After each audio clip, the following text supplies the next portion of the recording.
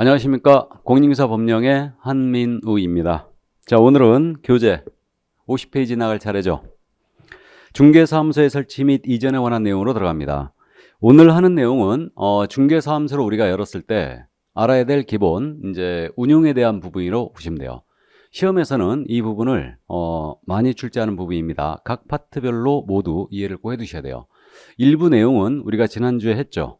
그렇기 때문에 오늘 사무소 설치에 관한 내용, 인장, 휴폐업 이런 내용인데 뭐 크게 내용은 어렵지 않습니다. 그러나 정확하게 이제 우리가 국어도 잘해야 되는 부분이 된 거예요. 자, 그럼 중개사무소 설치 및 이전, 거기 중개사무소의 설치 기준 그래갖고 가로 열고 법제 13조라고 돼 있죠. 거기 원칙이라고 돼 있지 않습니까? 그 기역 부분.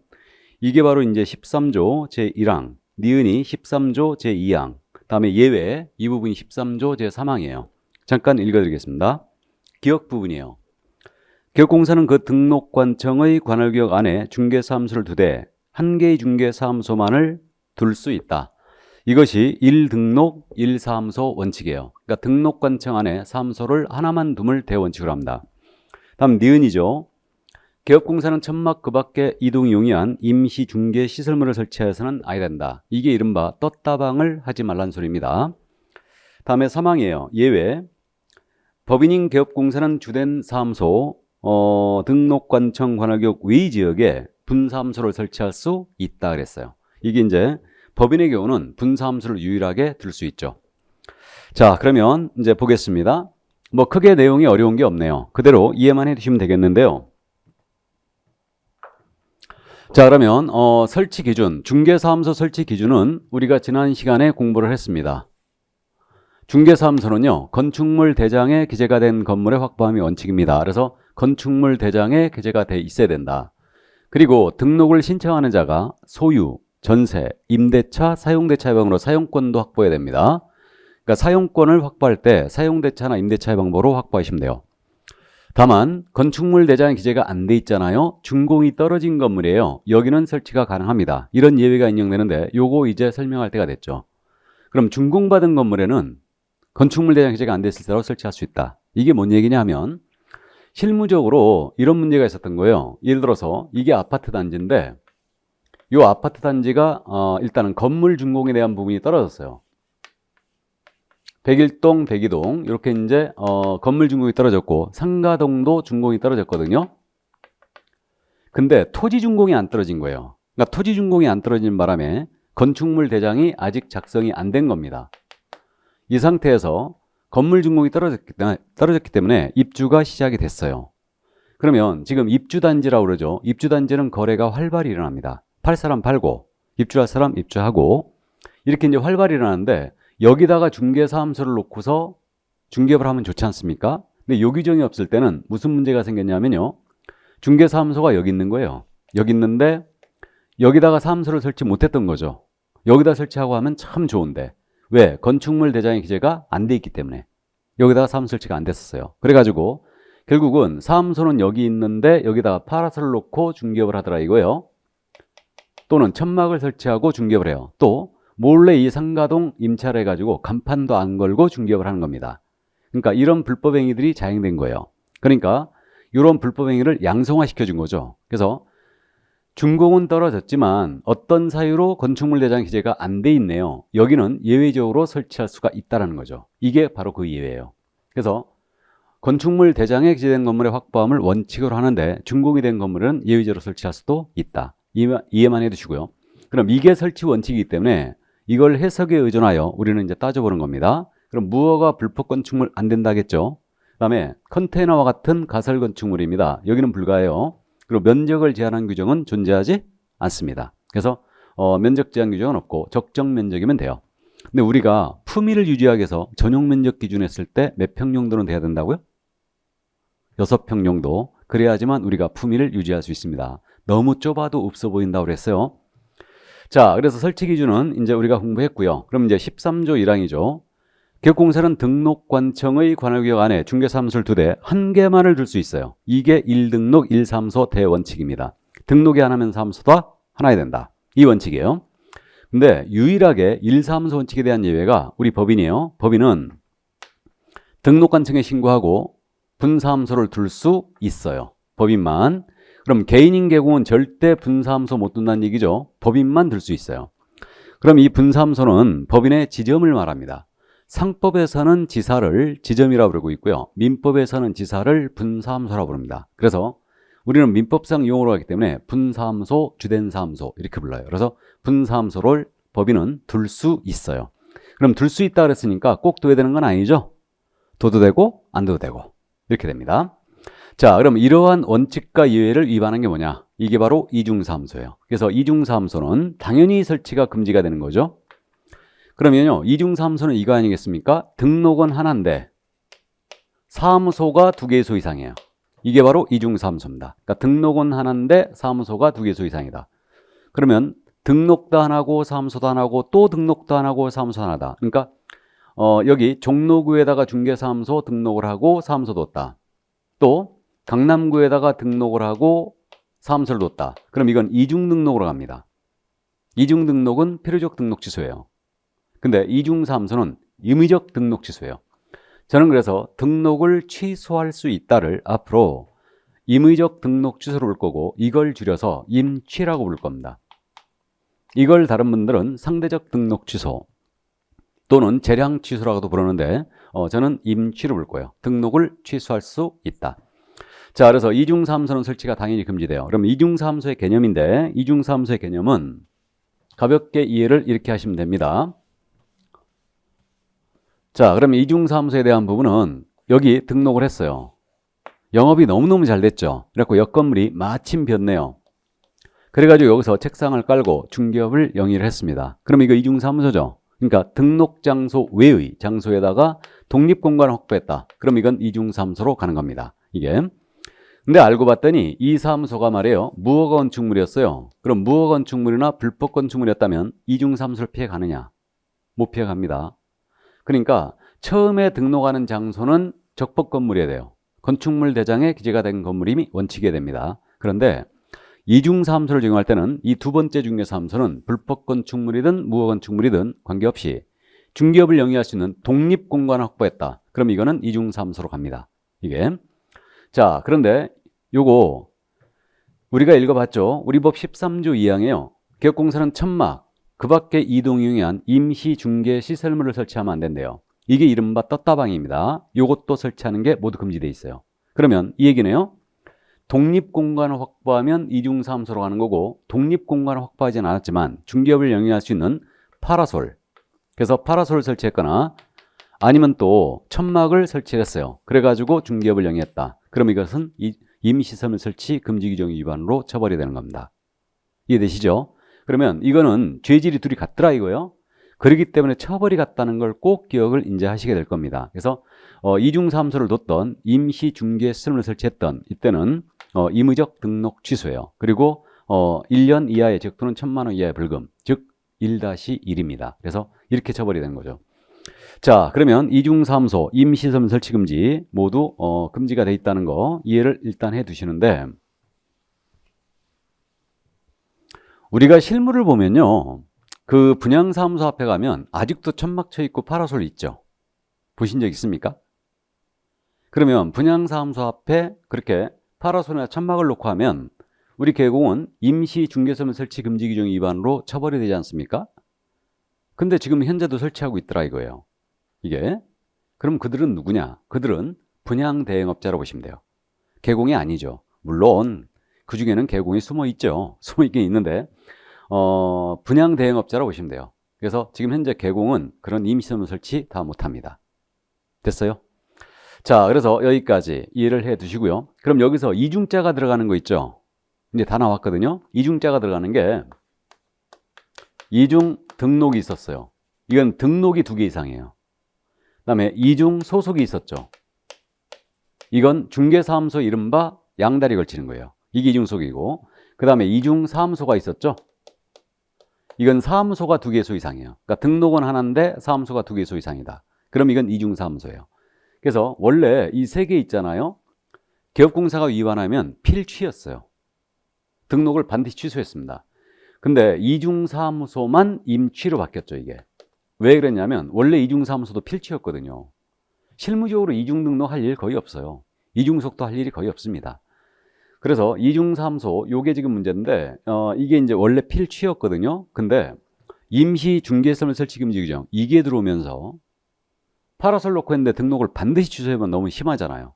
그러니까 임취로 이것을 두면서 이거와 격이 같은 이중사무소를 임취로 두게 된 거예요. 그러나 이중 등록과 이중석은 모두 필요적 등록 취소죠. 필요적 등록 취소의 1-1이에요. 그러니까 이중자에 걸리면 전부 다 1-1입니다. 감만 잡아두세요. 일단 자, 그래서 여기까지 사무소에 대한 설치 기본 내용을 살펴봤습니다. 그럼 1사무소 원칙에 대한 유일한 예외 법인의 분사무소가 등장하고 있습니다. 자, 그러면 이제 분사무소의 설치로 넘어갑니다. 그러면 이건 조문은 기본 조문을 읽어봤으니까 바로 들어갑니다. 그 지금 칠판에 띄우는 PPT 자료 있지 않습니까? 이 자료는 지금 현재 이 교재 내용하고 약간씩 지금 차이가 있어요. 그래서 우리는 지금 현재 기초서기 때문에 내용이 이제 많이 생략이 돼 있는데 일단은 봐두시기만 하시기 바랍니다. 자, 그럼 분사함 설치 요건인데요. 법인의 분사무소 설치 요건은 일단은 첫 번째가 주된 사무소가 있는 주된 중개사무소 본점을 얘기하죠. 여기가 있는 시군구에는 절대 들 수가 없어요. 그러니까 주된 사무소가 속한 시군구를 제외한 시군구별로 분사무소를 설치할 수 있고요. 시군구별로는 한 개소를 초과할 수가 없습니다. 일단 여기까지. 그럼 이 얘기네요. 만약에 서울특별시 강남구에다가 주된 사무소를 두고 있어요. 그럼 이 법인은 강남구에는 절대 분사무소가 안 된다는 얘기죠, 이거. 그러니까 동일 등록관청 내는 사무소가 하나야 된다. 이 원칙을 그대로 유지하고 있는 거예요. 그러니까 유일하게 강남구에만 분사무소가 안 돼요. 그럼 나머지 서울시 전체가 안 되는 게 아니고 강남구만 안 되는 거니까 종로구에 둬도 되고 서초구에 둬도 되고 그렇습니다. 그래서 일단은 여기 강남구만 안 된다. 주된 사무소가 속한 시군구를 제외한 시군구별로 설치할 수 있고 동일 시군구별로는 한 개소만 설치됩니다. 한 개소를 초과할 수 없다. 자, 그렇게 되고 그 다음에 분사무소의 책임자가 있습니다. 분사무소의 소장님을 우리는 책임자라 부를 거예요. 그럼 분사무소의 책임자는 소장님은 공인인계사이어야 됩니다. 그래서 책임자는 공인인계사일 것. 여기까지. 그래서 이게 분사무소에 대한 설치 요건 기본 3가지가 이거예요. 이거고 이때 우리 특수법인 있지 않습니까? 기억나세요? 특수법인은 다른 법률에 따라 중개를 할 수 있는 법인이죠. 특수법인의 대표주자가 누구였습니까?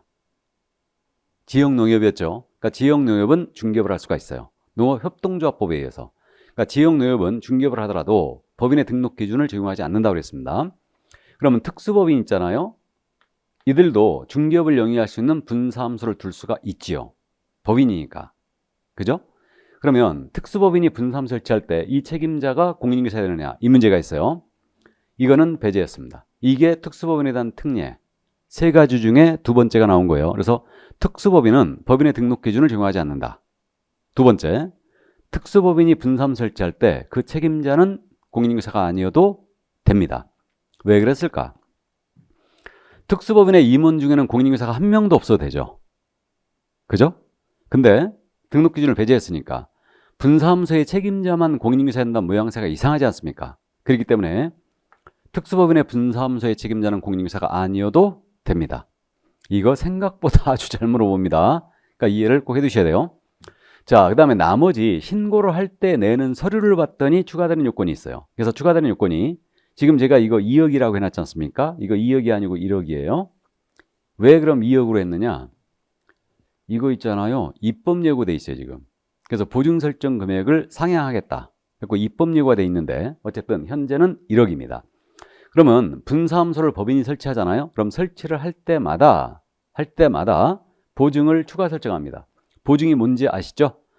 기업공사의 손해배상 책임을 보장하는 조치인데 보증을 추가, 그러니까 분사무소를 둘 때마다 1억 이상의 보증을 추가로 설정하셔야 돼요. 추가로 설정한다. 그럼 이 얘기가 뭘까? 그럼 이 얘기죠. 자, 여기 주된 사무소가 서울 강남구에 있습니다. 이 법인 주된 사무소가 강남구에 여기 있으니까 여기는 기본 보증이 얼마 끊겨 있는 거예요? 2억 끊겨 있죠? 법인이니까 2억. 그럼 분사무소를 설치한다. 그럼 둘 때마다 1억씩 계속 추가해요.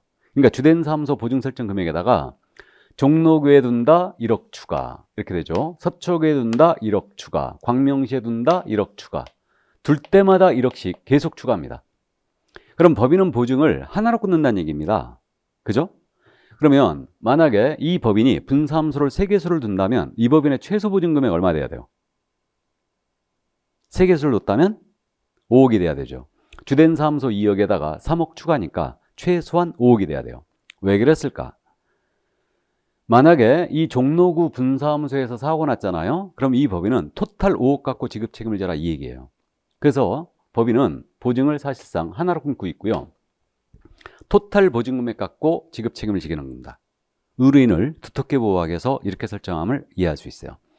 그래서 분사무소를 둘 때마다 1억 이상의 보증을 추가로 설정해 줘야 되고요. 다음에 우리 책임자께서는 설치 신고 전 1년 내 실시하는 실무교육을 받으셔야 됩니다.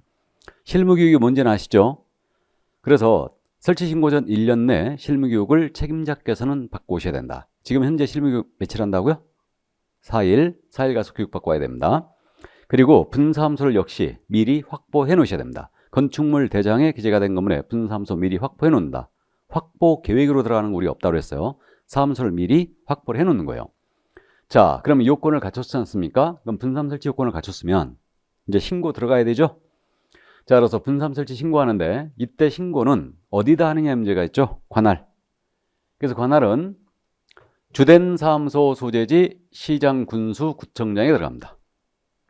주된 사무소 소재지 시장, 군수, 구청장에게 분사무 설치 신고한다. 이 자를 앞으로 주된 사무소 등록관청이라고 부를 거예요.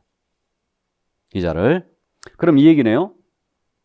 여기 종로구에 분사무 설치하는데 주된 사무소가 강남구에 있는 거예요. 그럼 신고를 누구한테 하라? 강남구청장. 이 자 얘기하는 겁니다.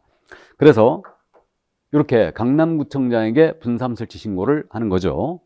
그래서 앞으로 기억을 이렇게 합니다. 분사무소에 대한 모든 행정업무 처리. 분사무소에 대한 모든 행정업무 처리는 주된 사무소 등록관청에서 한다. 만약에 이 분사무소 휴업 들어가잖아요. 그럼 주된 사무소 등록관청에 신고해야 돼요.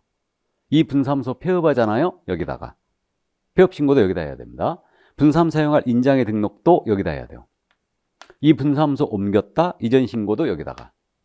모든 행정업무 처리를 주된 사무소 등록관청이 합니다. 감 잡았어요? 자, 그래서 그 점 이해하시고 이제 신고할 때 서류를 쭉 내는데 요건 증명서 그대로 첨부하는 거예요. 서류는 이제 차츰하시고요. 분사무 설치 신고할 때 수수료 물론 냅니다. 등록할 때 수수료 내듯이. 자, 그러면 이제 설치 신고 들어갔어요. 그러면 이제 요건에 적합한지를 검토해야 되겠죠. 검토하고 요건에 적합했다. 그러면 신고 확인서라고 그래요. 그래서 분사무 설치 신고 확인서를 교부해 줍니다. 신고서 서식상 처리 기한이 7일로 돼 있어요, 일단. 그래서 신고 확인서를 교부를 해 줍니다. 발급을 해 줬어요. 그러면 사무소에 관한 사항이 있지 않습니까? 사무소가 새로 생겼거나 이전을 했거나 그 다음에 사무소를 폐업했다, 없어졌다. 그럼 모두 이것은 공인인증사협회에다가 다음 달 10일까지 통보해 줘야 돼요. 그래서 신고 확인서 발급이 되면, 교부가 되면 다음 달 10일까지, 다음 달 10일이에요. 10일 내가 아닙니다. 다음 달 10일까지 공인인증사협회에다가 이 사실을 통보해 줍니다. 통보해 주고 하나의 통보가 더 있어요. 협회 통보해야 되고 등록관청이. 또 하나의 통보가 있는데 보세요. 여기 지금 종로구에다 분사무 설치하는데 강남구청장에 신고해버렸죠? 그럼 종로구청장은 알아요, 몰라요? 모릅니다. 그죠? 자신의 관나로 분사무 설치됐는지 몰라요. 그러니까 주된 사무소 등록관청이 여기 분사무소 소재지 등록관청에다가 지체 없이 그 사실을 통보해 주게 돼 있어요. 그래서 너네 관내로 분사무 설치했다 하고 주된 사무소 등록관청이 분사무소 소지지 등록관청에다가 그 설치 사실을 지체 없이 통보를 해줍니다. 여기가 분사무소에 대한 내용이었어요. 여기까지가. 그래서 이 설치 요건 정확하게 우리는 이제 기억을 해 나갈 겁니다.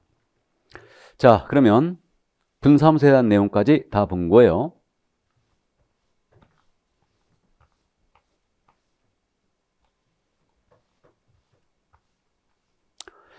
자, 그럼 우리 교재 역시 50쪽이네요. 50쪽을 또 못 넘어가고 있어요.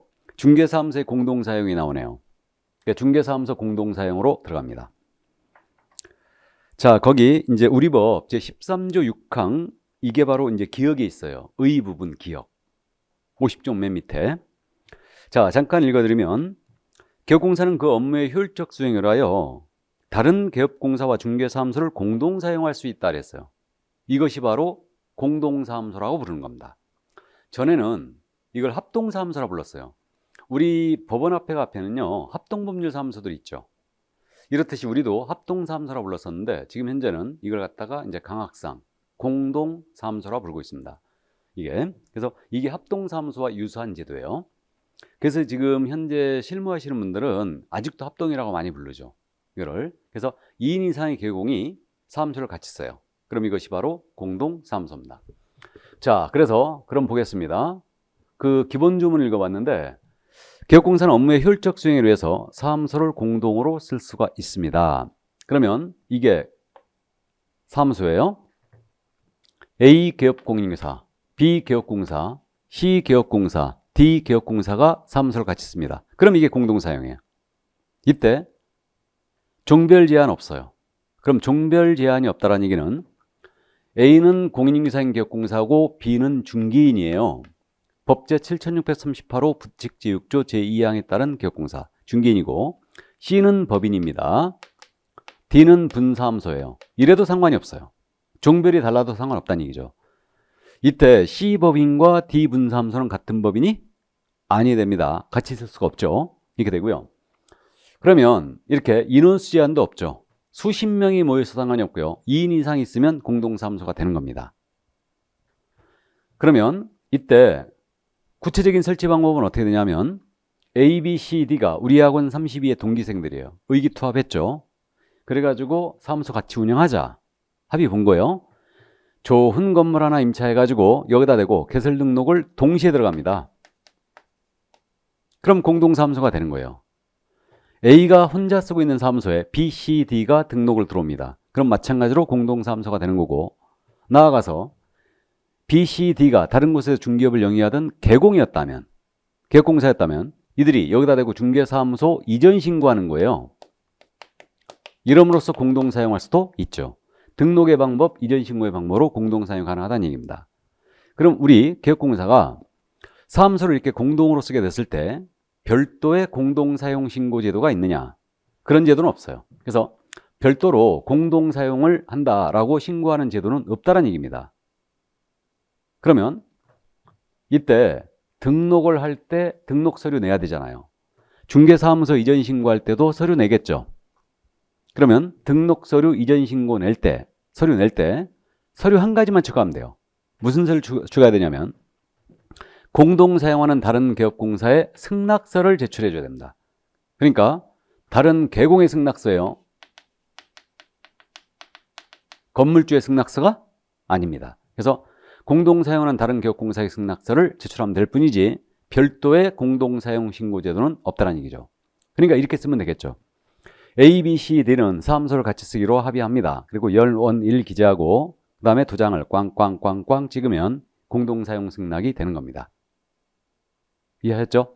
자, 그러면 이렇게 중개사무소를 우리 개업공사가 공동사용했을 때 우리 법상 주어진 특혜라는 게 있느냐? 특혜라는 거 전혀 없습니다. 그러니까 우리 법상 주어진 의무 사무소만 같이 쓸 분 모두 각자 다 이행해야 돼요. 이걸 개별적 운영의 원칙이라고 그러거든요. 그러니까 사무소만 같이 쓸 분 다 각자예요. 이거 상호 딸기, 호박, 바나, 수박 다 따로 써야 됩니다. 상호도 따로 써야 되고 우리 소공이나 중개보증 공동고용도 안 돼요. 각자 다 고용해야 돼요. 개시 다 따로 해야 돼요. 이해되십니까? 어떠한 특혜도 존재하지 않는다. 보증 설정 다 따로, 인장의 등록도 다 따로. 이 사무소 옮기잖아요. 각자 이전 신고 다 들어가야 돼요. 그러니까 어떠한 특혜도 존재하지 않아요. 그래서 이런 특혜가 없기 때문에 사실상 실무적으로 이 공동사무소를 잘 활용을 안 해왔던 게 사실이고요. 이거를 악용만 해왔어요. 악용. 어떻게 악용을 해왔냐? 이겁니다. 자, A가 중개사무소를 열었거든요. 근데 이분이 영업정지를 먹었어요. 우린 영업정지를 뭐라 한다고요? 업무정지. 그래서 이 A가 영업정지, 업무정지 4개월을 먹은 겁니다. 그럼 이제 중개업 못하게 됐어요. 4개월 동안 쉬게 됐습니다. 그러자 쉬게 되니까 이 A가 B로 하여금 이 자격증 걸게 하는 거죠. 그리고 본인은 계속 중개업을 하는 거예요. B로 하여금 걸게 하고. 이렇게 악용을 해왔다는 얘기죠. 이거를. 그래서 공동사무소 제도를 이런 식으로 악용을 하니까 이것을 차단시키기 위해서 이제 그 우리 13조 6항에서 단서가 신설됐어요. 어떻게 된 거냐면 업무정지 개업공사는 공동사용할 수 없다. 이 규정이 들어온 거예요. 그래서 공동사용이 가능한데 다만 업무정지 기간 중인 자는 공동사용할 수가 없습니다. 다만 이미 공동사용 중이었어요. 공동사용 중이었는데 A가 영업정지 먹은 거예요. 이때 B, C들은 계속 영업할 수 있어요. 이건 예외인데 어쨌든 업무정지 받은 개업공사는 공동사용을 할 수가 없습니다. 그래서 구체적으로 어떤 방법으로 공동사용이 안 되는지 이것도 명시했어요.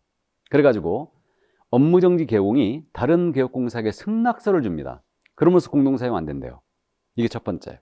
그럼 이거 아닙니까? A가 업무정지 먹었어요. 그럼 B한테 승낙서를 주는 방법으로 공동사용 안 된다는 얘기죠. 그럼 두 번째는 뭐냐? 업무정지 개업공사가 중개사무소 이전 신고하는 방법으로 공동사용 안 된대요. 그럼 이 얘기 아닙니까? A가 자기 사무실에 이거 못 걸게 하는 거예요. 승낙수준으로서 공동사용 안 된다고 그랬으니까 이번에는 이 A가 시의 중개사무소로 이전 신고하는 거예요. 일로. 업무정지 받은 개업공사가. 이거 안 된다는 얘기죠. 이게 두 번째 아닙니까? 이해되시죠? 그래서 업무정지를 받은 개공과는 공동사용할 수가 없습니다. 이런 악용을 차단시키기 위해서 이런 규정이 들어온 거예요. 이게. 그래서 이게 바로 이제 공동사무소 제도였는데, 공동사무소는 일단 여러 가지 장점들이 있어요. 장점들이 있긴 있는데, 지금 이 공동사무소에 대해서는 업무정지 개공과는 공동사용 안 된다고 그랬잖아요. 그럼 이제 한번 생각을 해보죠. 실무적인 문제를. 예를 들어서 우리 개업공사 A께서 영업정지를 먹었어요. 업무정지를 먹은 거예요. 그럼 여기다는 등록 못하죠, 지금. 그죠? 근데 우리가 중개사무소라는 게 중개사무소가 한 건물 1층에 딱 생기면은 오래 가죠. 그러니까 이제 건물주들이 사실 중개사무소 들어오는 거 좋아해요. 월세도 잘 내고. 그죠? 좋아하는데 오래 있죠. 그러면 이거는 결국 광고 때문에 그런 거죠. 이 장소에 중개사무소가 있다는 걸 이제 우리 손님들이 왔다리 갔다리 하면서 동네 주민들이 왔다리 갔다리 하면서 계속 보는 거예요. 근데 어느 날 봤더니 업무정지 먹어갖고 문을 닫아놓은 거예요. 그럼 인상이 안 좋아질 수 있지 않습니까? 그럼 이 사무소를 계속 열어놔야 될 거라 이거예요. 근데 여기다 다른 사람이 등록 못 하잖아요, 지금. 그죠? 그럼 이걸 사무소를 열어놓기 위해서는 계속 열어놓기 위해서는 어떻게 해야 될까요?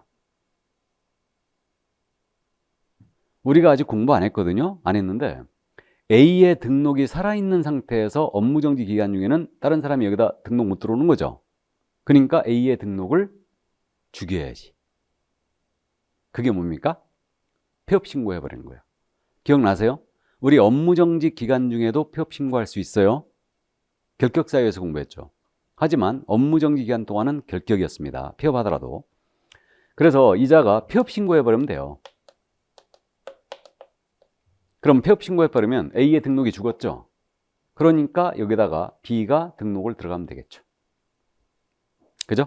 그리고 A는 일하러 나오시면 돼요, 안 돼요? 안 됩니다. 커피만 마시러 나오셔야 돼요. 그래서 이렇게 지금 현재 공동사무소 제도를 활용을 하고 있습니다. 그래서 아침에 출근했는데, 중개사무소 출근했는데 이제 공동망이 있어요. 공동망이 있는데 공동망 딱 켰더니 쪽지가 딱 날라오는 거예요. 자격증 있는 실장님 구합니다. 이렇게 쪽지가 날라오는 경우가 있거든요. 그러면 자격증 있는 실장님 구한다. 그러면 그 중개사무소 업무정지 먹은 거예요. 그러니까 자기 폐업 신고하고 그 실장님한테 자격증 걸게 하려고 그런 거죠. 무슨 말인지 이해되시죠? 그러니까 이제 사실 등록관청이 그럼 이걸 모르느냐? 알아요. 등록관청 다 압니다. 그러니까 어쨌든 우리는 생계에 관한 문제이기 때문에 이런 식으로 지금 현재 하고 있어요. 그러니까 영업정지 먹으면 문 닫아야 돼요. 그러니까 폐업 신고해버리고 다른 사람 걸게 하고 커피만 마시러 나와야 됩니다. 무슨 말인지 아시죠? 그렇게 하고요. 그 다음에 요즘 또 이 공동사무소는요, 공동사무소는 그 절세 방안으로도 활용을 많이 하고 있어요. 절세. 우리가 탈세를 하지만 안 되지 않습니까? 근데 절세 방안. 그러니까 이제 연간 매출이 우리는요, 4,800이 넘어서지 않습니까? 연간 매출이 4,800이 넘어서면 우리 과세자, 그러니까 사업자들은 간이과세가 있고 일반과세가 있다는 거 아시죠? 우리 연간 매출이 4,800 넘어서면요, 일반과세로 자동적으로 돌아요. 일반과세자로. 물론 우리 연간 매출이 4,800 안 되면요, 굶어 죽습니다. 임차료도 못 내요. 그러니까 4,800은 무조건 넘는데 사실. 자, 그래서 일반과세로 돌기 때문에 일반과세로 돌면 무슨 문제가 생기냐면 부가가치세 신고 들어가야 돼요. 그러니까 중개보수 받을 때 예를 들어서 법정보수가 300이었다. 그럼 부가세 10% 더 받아야 됩니다. 그리고 이것을 세금을 납부해 줘야 돼요. 그래갖고 이제 1월 25일, 7월 25일 날 부가세 신고인데 이게 생돈 300, 400 내면요, 부가세 막 많이 내는 한 돈 천만 원씩 내요, 부가세를. 그럼 이거 아주 속쓰립니다. 그래서 일반과세로 안 돌게 하기 위해서 공동사무소를 활용하는 경우가 있어요. 그래서 실장님을 고용하면서 공인인사를 고용하는 거죠. 그래가지고 실장님한테도 걸게 하는 거예요. 실장님한테도. 그래갖고 대신 비용은 내가 다 부담하마. 너도 자격증 걸어야 된다. 그래가지고 매출을 나눠서 끊어버리는 거예요. 그래갖고 이거 일반과세로 안 돌게 그런 식으로 하는 경우도 있습니다. 무슨 말인지 아시겠죠? 자, 그래서 이제 그렇게 공동사무소를 활용하는 경우가 있고요. 또 실무적으로 내가 공동사무소를 쓴다. 그러면 이제 이런 경우는 어떻게 하냐면요. 지금 상호 다 각자 쓴다고 그랬죠. 그죠? 그러니까 상호를 다 각자 써야 돼요. 그러면 이때 상호를 정할 때 어떻게 하냐면요. 예를 들어서 4명이 같이 쓴다. 그러면 여기 A가 상호를 삼성 공인인증사로 했어요. 근데 B가 이제 B, C, D가 공동사무소로 들어오는 거예요. 들어오는데 보게 되면요, 여기는 삼성 공인인증사무소로 돼 있잖아요. 그럼 상호를 공동으로 쓸 때는 이때는 어떻게 하냐면 여기는 한 글자씩 추가해요. 주로 실무에서 이렇게 합니다. 그러니까 여기는 뉴 삼성 공인인증사무소 이렇게 돼 있어요. 그 다음에 여기는 상호가 새 삼성 공인인증사무소 이렇게 돼 있고 여기는 신 삼성 공인인증사무소로 돼 있어요. 그래가지고 간판은 어떻게 하냐면요, 간판은 삼성 공인인증사무소 이렇게 돼 있죠. 우리 참고로 이제 다음 순환 수업 때 이거 말씀드리는데 우리 5개 광물 설치 의무는 없어요. 근데 5개 광물을 설치를 할 때는 대표자 성명을 쓰라고 그랬죠. 개공의 성명을 쓰라고 그랬어요. 이게 간판 실명제라고 했어요. 그러면 그래서 간판을 A만 거는 거죠, 사실. B, C, D는 간판을 안 건 겁니다. 그러면 이제 삼성 공인사무소 이렇게 이제 쓰는 거죠. 쓰고 대신에 그러면 이자만 지금 간판을 걸었으니까 자기 이름만 들어가면 돼요, 여기에. 근데 길 다니시다 보면 대표가 2명 이상 써 있는 데가 있죠. 보신 적 있죠? 이건 이제 등록관청에서 유도하는 거예요. 그러니까 간판은 삼성으로 쓰되 이때 공동사무소임을 나타내주라. 그래가지고 대표자 이름은 다 쓰게 하고 있어요. 근데 원래 법적으로 엄밀히 따지면요, 이들은 간판을 설치 안 했기 때문에 성명 쓸 필요가 없습니다, 사실은. 근데 등록관청이 우리는 더 무섭죠, 법보다는. 그러니까 이름을 다 쓰게 합니다. 그리고 A, B, C, D가 다 들어가요, 여기. 무슨 말인지 이해되시죠? 그러니까 그래서 이제 대표자가 여러 명이 써 있다. 그럼 그게 공동사무소예요. 그리고 광고 나갈 때도 삼성으로 쫙 나가요, 그냥. 그리고 여기서 광고 정지 먹었잖아요. 광고 정지 먹는 경우 있어요. 광고 업체한테 정지 먹는 겁니다. 허위 광고 3번 하게 되면요, 요 N모 업체는 한 달간 정지 먹어요. 그리고 그저 직모 업체는요, 허위 광고 3번 걸리잖아요. 1년 동안 광고 못 합니다. 타격 엄청나요. 그러니까 이게 정지 먹으면 이제 여기서 나가는 거죠, 광고를. 뉴 삼성공사 사무소로. 그러면 손님들이 삼성으로 알지 뉴 삼성은 제대로 안 봅니다. 그래서 공동사무소 이런 제도라는 거 일단 이해만 해두시기 바랍니다. 여기까지. 자, 그래서 이게 바로 이제 공동사무소고, 동업을 하시면서요 공동사무소로 가는 경우도 있거든요. 근데 동업을 할 때는 되도록이면 공동사무소 잘 안 갑니다.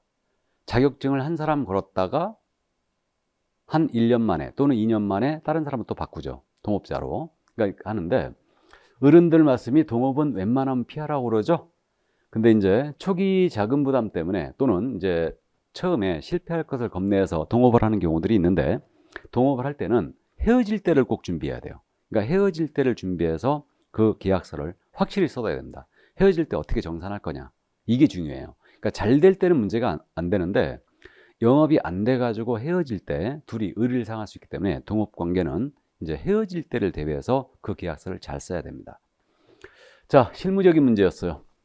참고하시고. 자, 그러면 이제 공동사무소를 전부 다 살펴봤고요. 이제 중개사무소 이전을 한번 보겠습니다. 중개사무소의 이전. 법제 20조에 근거하는데 자, 그럼 중개사무소 이전에 대한 내용이 있지 않습니까? 이게 이제 기본 조문이 거기 지금 51쪽의 맨 밑에 기역에 있어요. 기역, 이전 신고. 찾았습니까? 이게 우리 법 20조 제1항 조문이에요. 잠깐 읽어드리면 개업공사는 중개사무소를 이전한 때는 이전한 날로부터 10일 이내, 10일의 동그라미. 국토교통부령이 정하는 바에 따라 등록관청에 이전 사실을 신고해야 한다 그랬어요. 그래서 중개사무소 이전 신고는 10일 내야 됩니다. 다만 중개사무소를 등록관청의 관할지역 외지역으로 이전한 때는 이전 후 중개사무소 관할 시장 군수구청장, 분사무소에는 주된 사무소 등록관청에 신고해야 한다 그랬어요. 자, 그러면 이제 이전 절차 기본 조문을 다 읽어봤습니다. 자, 칠판 보시죠. 그러면 중개사무소 이전의 형태는 세 가지로 나눠서 보겠습니다. 여기 강남구거든요. 그럼 여기 있는 중개사무소를 강남구 내에서 옮기는 거예요. 여기 사무실 임차료가 너무 비싸니까 옆 건물이 마침 몇 옆 건물로 옮기자. 그럼 강남구 내에서 옮기는 거죠. 이걸 등록관청 관할구역 안에서 이전이라고 그래요. 자, 이제 강남구에 있던 중개사무소를 저기 경기도 광명시가 뜬댄다. 그러니까 광명시로 가자. 그래서 광명시로 옮기는 거예요. 그럼 광명시로 옮기게 되면 이때는 등록관청 관할구역 외지역으로 옮긴 거죠. 다음에 여기 강남구에 있던 분사무소를 강남구 내에 옮기거나 이 분사무소를 광명시로 옮기는 거예요. 분사무소 이전이 있죠. 그러니까 세 가지 형태로 나눠서 봅니다. 약간의 특색들이 있어요. 그래서 이제 세 가지로 나눠서 보는 겁니다. 자, 그러면 이제 관할 안에서 이전을 해요. 그러니까 강남구 내에서 중개사무소로 옮깁니다. 그럼 절차는 이전을 먼저 해요. 사무소를. 자, 그래서 이전을 먼저 하고 신고 들어가는 겁니다. 그러니까 사무소를 먼저 옮겨요. 옮기고 이제 신고 들어가요. 그럼 기한은 지금 우리가 읽어봤죠. 신고 기한은 며칠? 10일. 이전한 날로부터 10일이에요. 그래서 10일 내에 이전 신고 들어갑니다. 그럼 관할 안에서 이니까 이거는 등록관청에 신고하면 돼요. 문제 없습니다. 이때 중개사무소 이전 신고서에다가 등록증 제기받아야 되거든요. 그러니까 등록증 첨부해야 되고 사무소 이전이지 않습니까? 그러니까 이 새로운 사무소가 건축물 대장에 기재가 된 건물인지 체크해야 돼요. 그래서 사무소 확보 증명서를 첨부하는 겁니다. 그래가지고 이전 신고 들어갔어요. 그럼 이제 등록증을 재교부해 주죠. 처리 기한은 7일이에요. 신고서 서식상. 자, 그러면 재교부해 줬어요. 그럼 사무소 관련 사항은 공인중개사협회에 통보해 주게 돼 있거든요. 그러니까 사무소 이전했으니까 통보해 줘야 되죠. 그래서 협회에다가 다음 달 10일까지 이전 사실을 통보해 줍니다. 문제 없죠? 자, 다음 이제 이번엔 강남구에 있던 중개사무소를 광명시로 옮겼어요. 그럼 절차는 등록관청 관할구역 위로 이전인데 여기까지는 관할 안에 있어야 되는 것과 똑같아요. 그럼 이전을 먼저 하죠. 마찬가지로 먼저 옮겨요. 그런 다음에 이전 신고 들어갑니다. 기한은 며칠? 10일. 그래서 이전한 날부터 10일 내 이전 신고 들어가요. 신고했어요. 그럼 누구한테 신고하느냐 문제인데, 자, 우리가 조문을 읽어봤습니다. 광명시장에게 할 거냐, 강남구청장에게 할 거냐, 둘 다에게 할 거냐 이 문제인데, 관할 외 지역으로 이전했을 때는 이거 우리 이사 갔을 때 주민등록 신고 있죠. 이거하고 똑같아요. 우리 이사를 가면 간 곳에서 주민등록 전입 신고만 하죠. 그렇듯이 우리도 그래요. 그래서 우리도 간 곳에다 한다. 그러면 광명시장에게 한다는 얘기예요.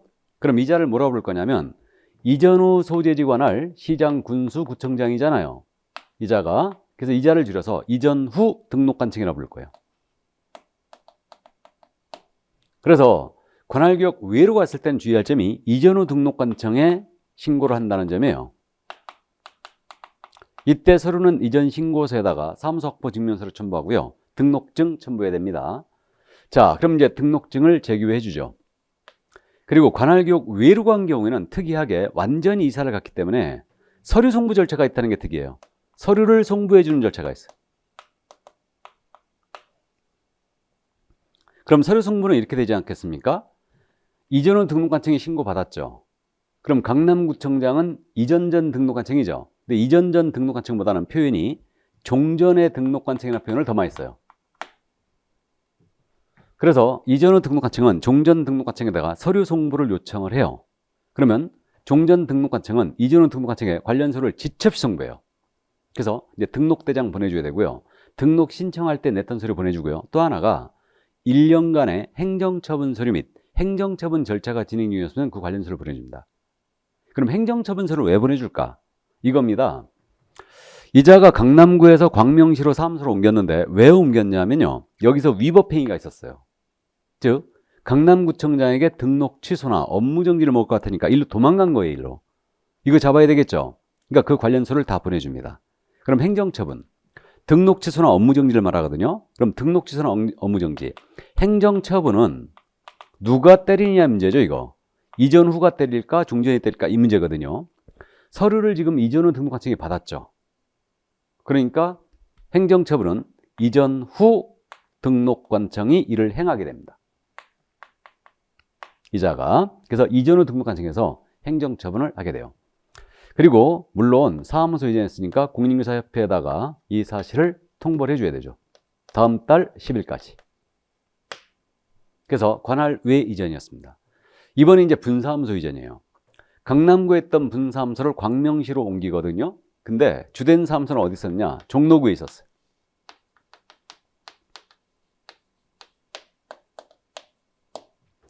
자, 그럼 분사무소 이전도 역시 절차는 여기까지는 똑같아요. 이전을 먼저 하고 신고 들어가고 신고 확인서 제기해 왔습니다. 그럼 마찬가지로 이전한 날로부터 신고 기한은 며칠이겠습니까? 역시 10일이다. 자, 10일 내 이전 신고 들어가는데 어디다 들어가는지 짐작되셨죠? 분사무소에 대한 모든 행정 업무 처리는 주된 사무소 등록관청이 한다고 그랬어요. 그러니까 종로구청장이 해줘야 되죠.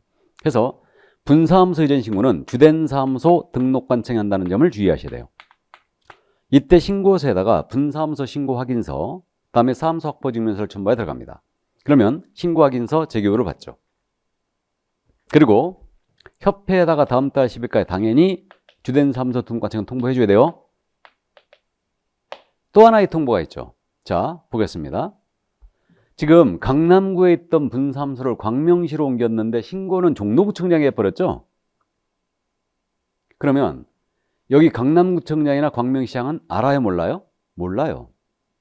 그러니까 지첩시 여기서 다 통보해 줍니다.